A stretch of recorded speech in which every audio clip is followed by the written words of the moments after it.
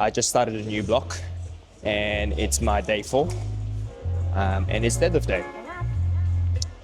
So come deadlift with me.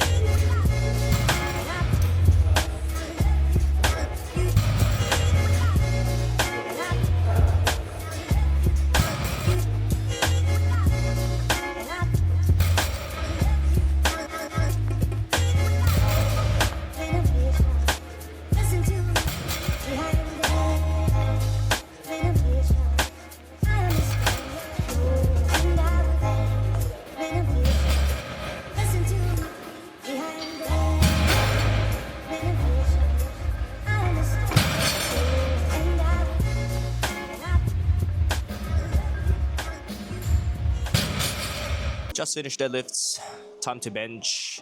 I have been nursing a wrist injury. I've been dealing with this for 6 weeks now. As of lately, I've been benching twice a week. I used to bench a lot more frequently. This week, because I'm starting a new program, I am adding another bench frequency. So I'm gonna be benching 3 times per week again, and let's see how we go.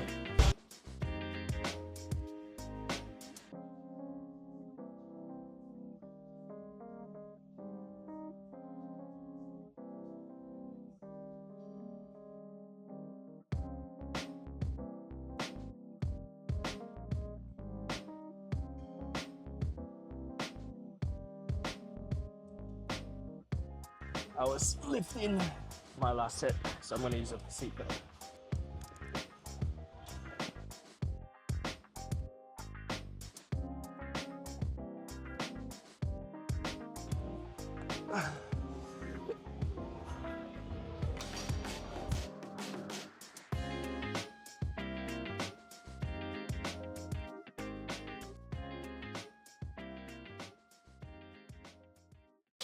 Hello, boy. Say hi. Say hi.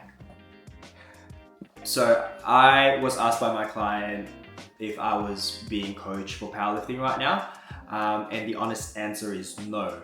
And not that because I don't want to, I really do. I really want to work with a powerlifting coach right now, but I know with how my year is laid out, there's a lot of moving parts. There's a lot of things that I have to commit, and I know it's going to be an interruption to my training. As a coach, it can be limiting to program for someone who has a lot of commitments to other things outside of training.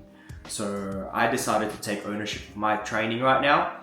That's why I'm not working with a coach, but I highly recommend for a lot of powerlifting coaches out there to be coached by another powerlifting coach as well.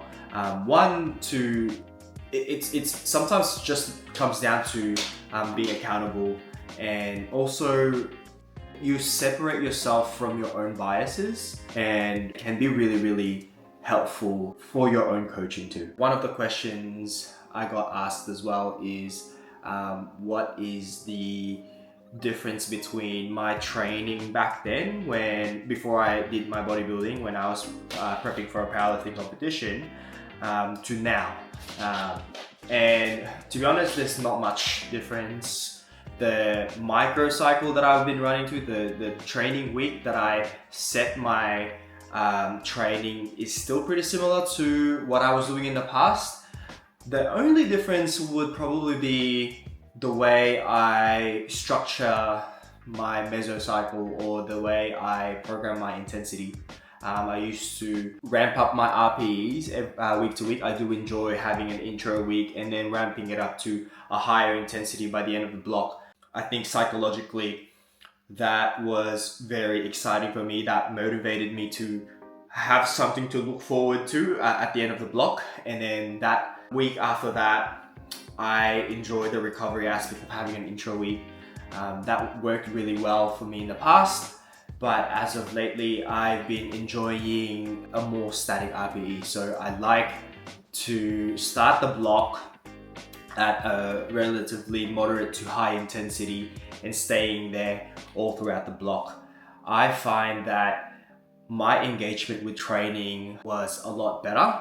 I find that like I'm a little bit more fine-tuned with my body, and training just becomes a lot consistent, and I'm seeing progress week to week. I see, even though the RPE stays the same, the weight on the bar is still increasing incrementally. So that is somewhat motivating for me as well. And I think that's very suited for my current context at the moment. I won't necessarily say that this is going to be my universal approach to everyone that I coach. I think it really depends on the context of the person that you're working with. I think for me, it just works really, really well.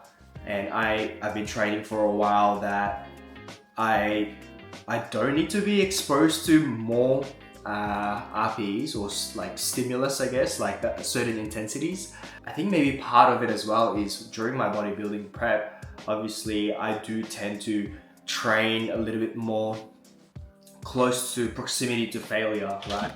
And I think that helped with my tolerance with being able to adapt to higher intensity training. I think that's the main difference. Like I said, it's not something that I would apply to everyone that I work with. I think everything is context dependent. But yeah, if you are looking for someone to help you with your own powerlifting training, like, you're more than welcome to talk to us here at ESS, and we'll make sure that we'll be able to help you with your program, your training.